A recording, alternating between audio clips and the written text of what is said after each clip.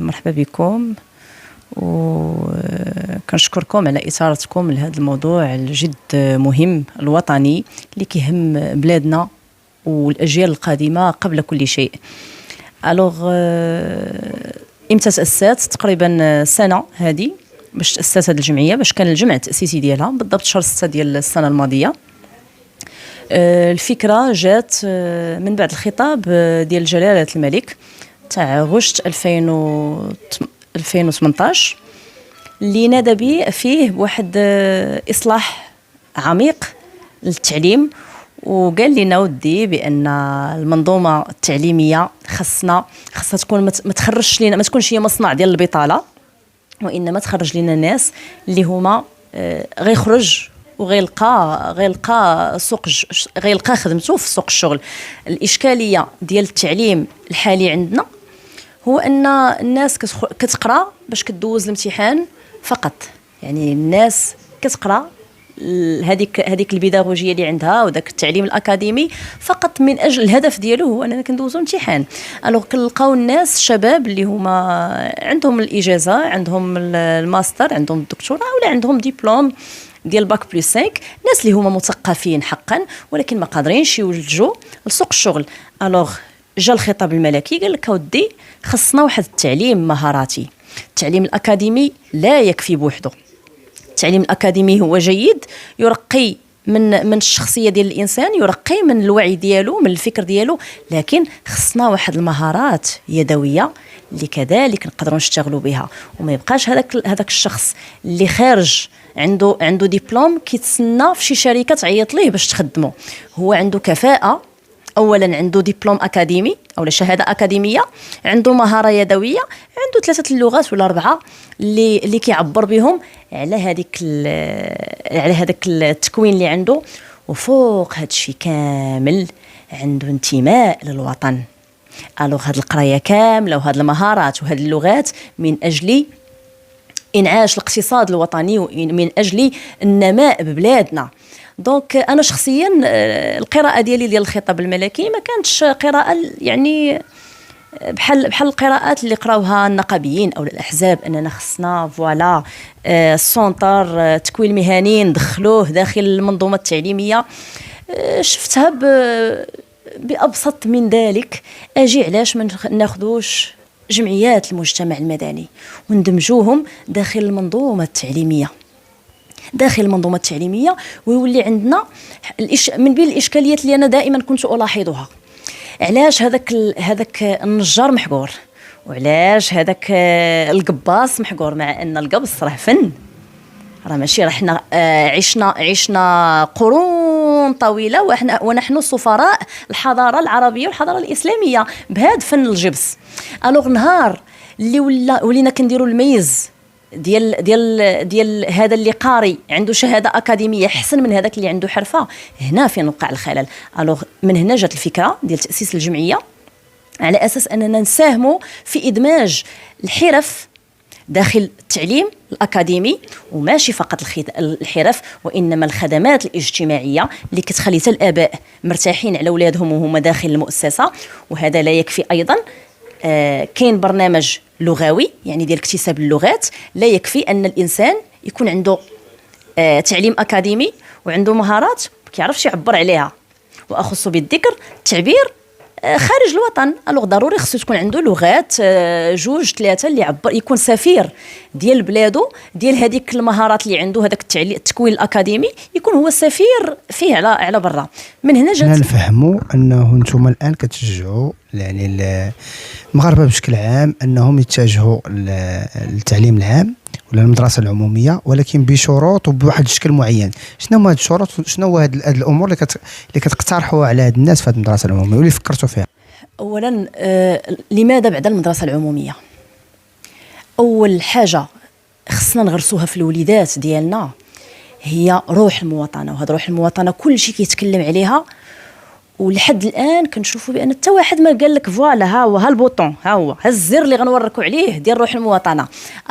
حنا كجمعويين وفاعلين في المجتمع ومراقبين للشأن العام، الوطنيه شي حاجه اللي هي بسيطه كنغرسوها في وليداتنا ملي كتكون في الصغر، ملي كنقولوا ليه هذاك الاستاذ راه رسول، وراه انسان راه باك الثاني ومحترم، وبان هذيك المدرسه العموميه راه هي اللي قريت انا وقرا فيها بن جلون وقرا فيها بن فلان وفلان وفلان وفلان، يعني العمالقه اللي دازوا على في التاريخ ديال الوطن.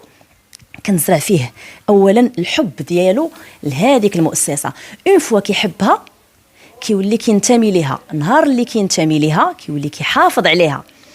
حنا نبرمج دائما هذاك الطفل المده ديال 6 سنين و 7 سنين هو داخل ديك المؤسسه التعليميه اللي كيقضي فيها مده ديال 8 السوايع او 6 السوايع في النهار، فيها حب، فيها انتماء، فيها حفاظ. كيخرج لينا واحد الانسان مواطن صالح كيبغي المجتمع ديالو وكيحافظ على المجتمع ديالو، وبالتالي ضمنيا هو وطني كيمتاز بواحد الوطنيه وكيبغي البلاد ديالو. الوغ رسالتنا حنا في الجمعيه شنو هي المساهمه في انشاء واحد المواطن صالح قيادي مؤهل اكاديميا ومهاراتيا.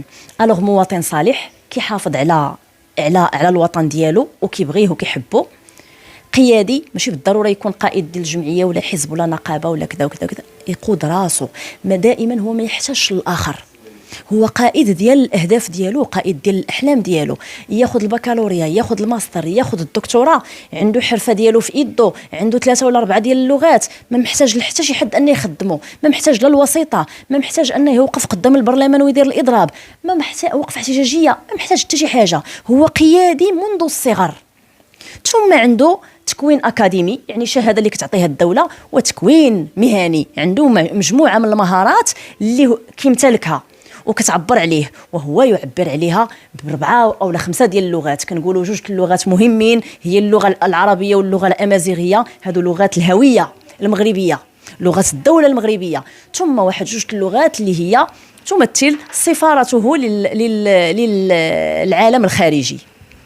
طيب نبغوا ايضا نعرفوا التعليق ديالكم على، اكيد انكم تابعتوا مؤخرا ما يقع بين اولياء الامور والقطاع الخاص، يعني المدارس الخاصه. واش هذا الشيء ديالكم جاء في اطار رده فعل على هذا الشيء؟ وثم شنو التعليق ديالكم على هذا الشيء اللي وقع الان؟ لا، هو ماشي جا في اطار رده فعل. الوغ انا كأم عيطوا لي شي امهات قال لك اودي واش تضامني معنا؟ قلت لهم عموما انا واخده لا ديسيزيون ديالي مسبقا انني غادا نرجع للمؤسسه التعليميه العموميه ونناضل حتى نقادها بكل ما اوتيت من جهد، يعني واخده هذه الفكره مسبقا. ولكن انا معكم بحكم ان هذوك الامهات مازال عندهم النيه انهم يبقاو داخل هذيك المؤسسه الخصوصيه، ولكن اما ما عندهمش وما قادرينش يقولوا راه حنا ما عندناش، واما ما كيقولوا احنا لسنا مجبرين على الاداء. دونك من هذا الباب تضامنت معهم، ولكن كيبقى تضامن ديال الفاعل المجتمعي، كيكون واحد التضامن اللي هو ايجابي. ما كنبقاوش غير نغوتوا على المشكل، هذا مشكل هذا مشكل هذا مشكل، لكن نبحث دائما عن الحل. الوغ هاد الناس انا ملي جمعت معاهم سكوا البروبليم عندكم؟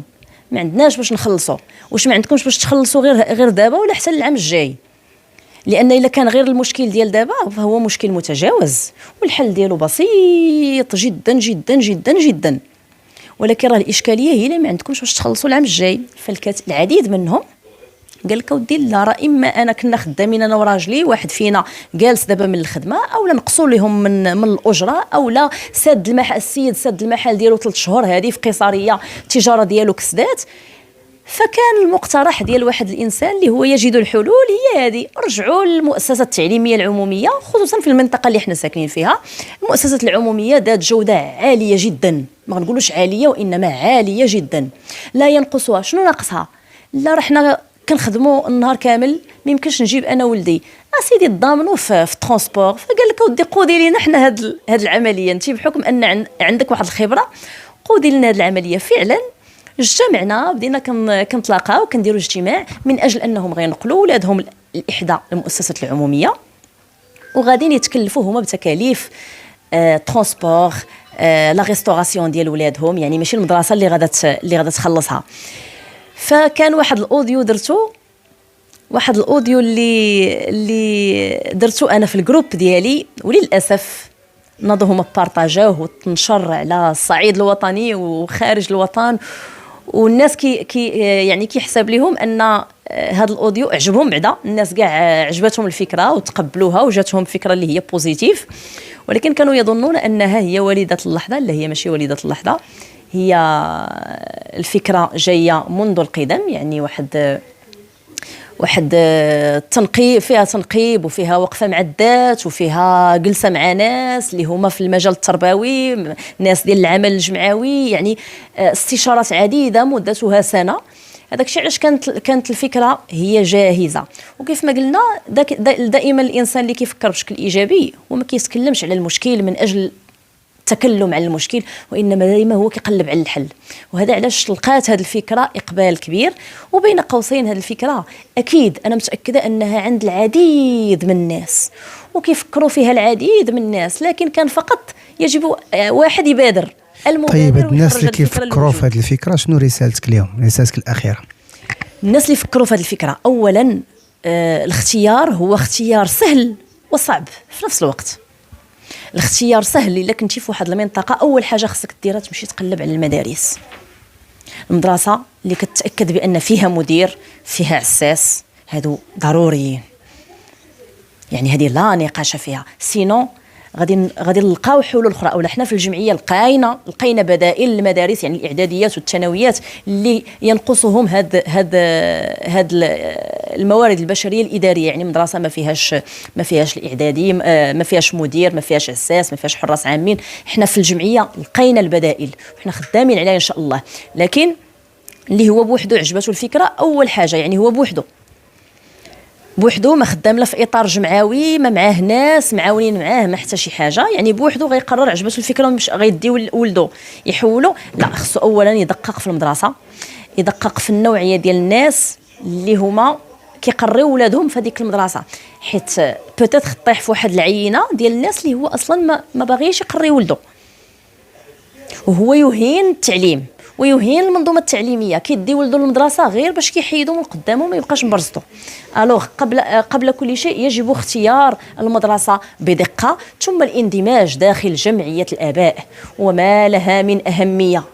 جمعيه الاباء اليوم في ظل الدساتير اللي كاينه وفي ظل القوانين اللي كاينه في ظل الخطاب الملكي لها من الاهميه ما ليس لوزاره التربيه الوطنيه. الا بغينا نقوله اليوم جمعية الآباء لها أهمية كبيرة، لكن للأسف الآباء ما واعينش بها، وحتى اللي واعي ما عندوش استعداد أنه يدخل داخل المؤسسة التعليمية العمومية ويدخل في إطار جمعية الآباء ويشتغل، فكيفضل أنه هو يعطي الفلوس لواحد الناس اللي هما كيشتغلوا في بلاصتو.